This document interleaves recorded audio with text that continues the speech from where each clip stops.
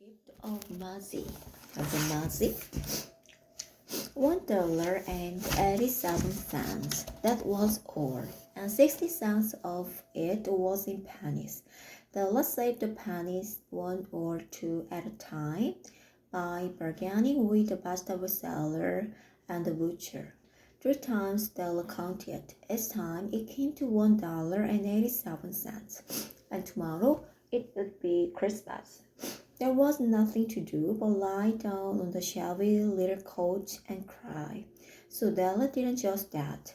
It seems that life is full of sob, sniffle, and smile, but mainly sniffles.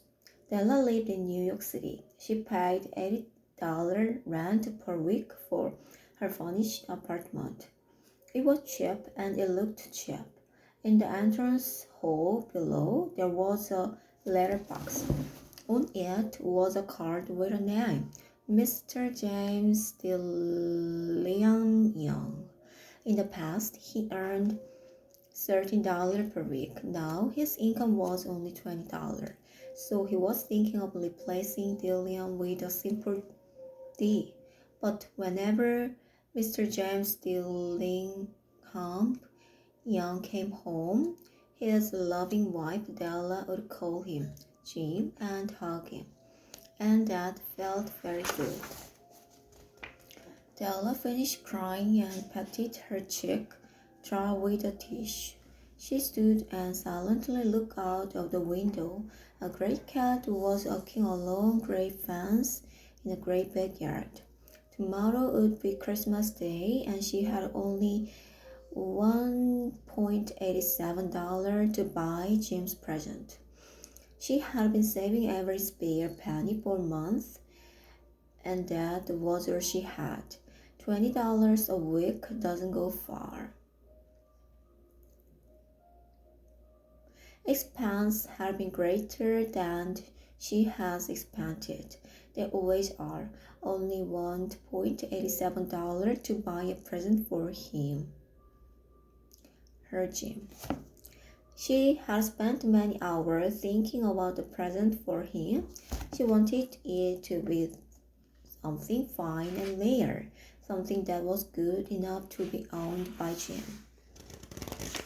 There was a large ornamental mirror between the window of the room. Suddenly, Della turned from the window and stood before the mirror.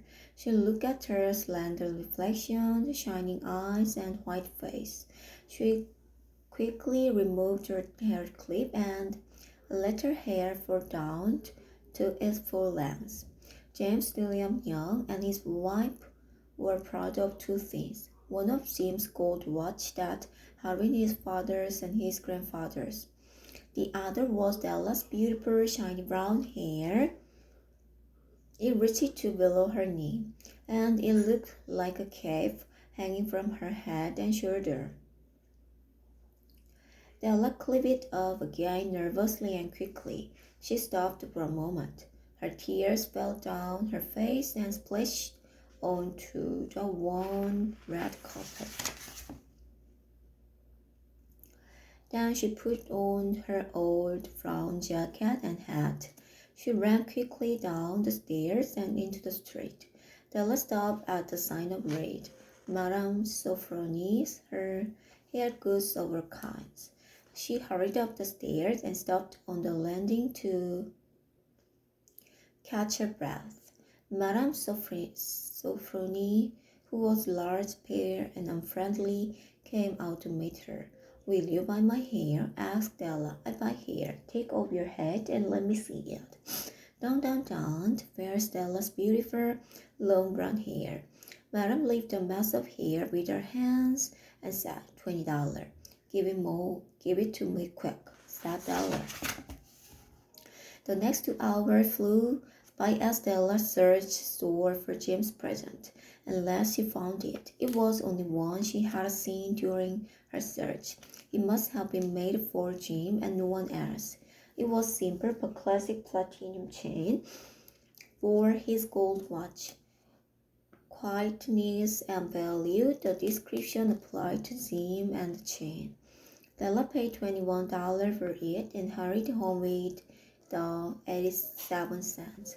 Jim was proud of his pocket watch, but it only had an old leather strap on it, so he didn't like to take it out when he was with wealthy people.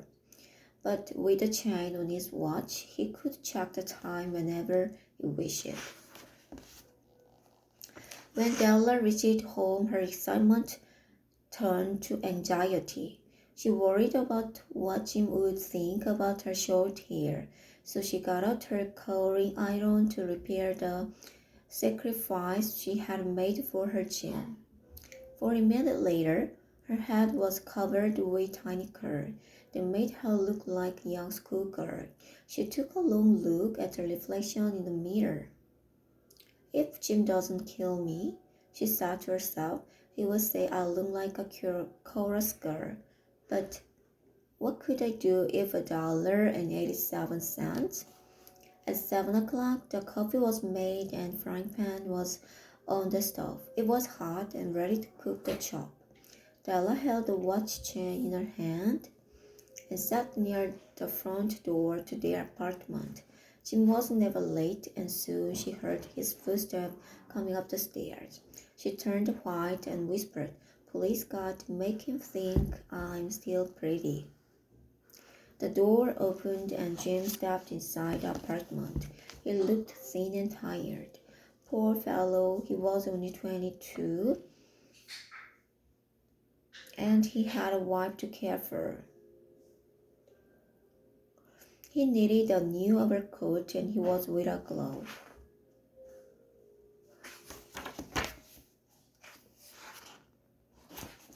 All of a sudden, Jim stopped and looked at Dollar. He didn't look angry, horrified, or surprised, and it terrified her. He simply stared at her with a strange expression on his face. Della jumped up and went over to him. "Jim, darling," she cried, "don't look at me that way. I sold my hair to buy you a wonderful Christmas present. I just had to do it, and my hair will grow again. It grows very fast. You don't mind, do you? Say Merry Christmas, Jim, and let's be happy. You don't know what an elegant and beautiful gift I've got for you." "You've cut off your hair?" asked Jim, as if he could hardly believe it. "Cut it off and sold it," said Della. "Don't you love me like this?" "I'm still me without my hair." Jim looked about the room curiously. "You say your hair is gone?" he said. "Yeah," said Dollar. "Sold by gold." "It's Christmas Eve, Jim. Please don't be angry. I sold it for you." Then she sighed and said, "Maybe the hair on my head were numbered, but nobody could ever count my love for you. Now, shall I put the chop on, Jim?" Jim put his arm around Della and held her tightly. He took a package from his pocket and put it on the table.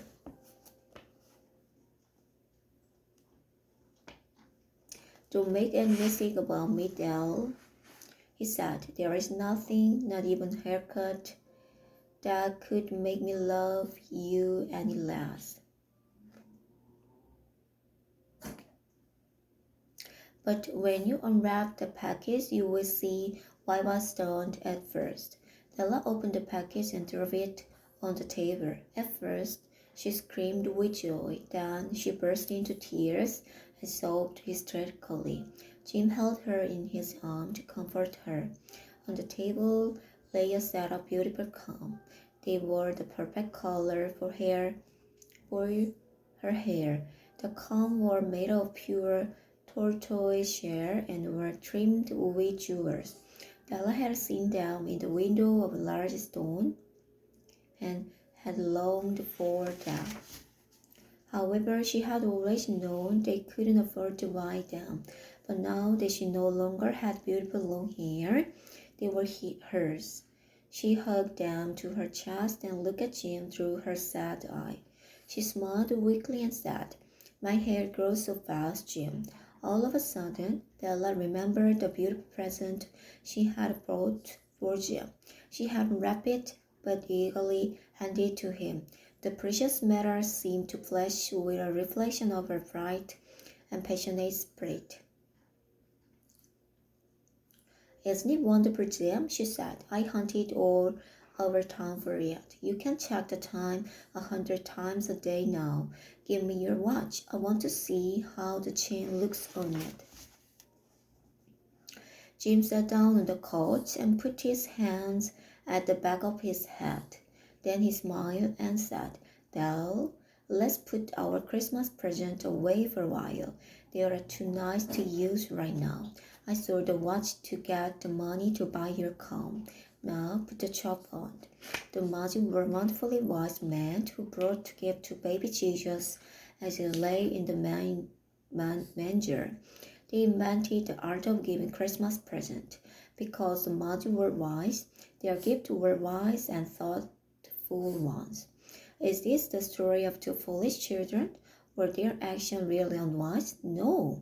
Della and Jim sacrificed their greatest treasure to bring joy to each other.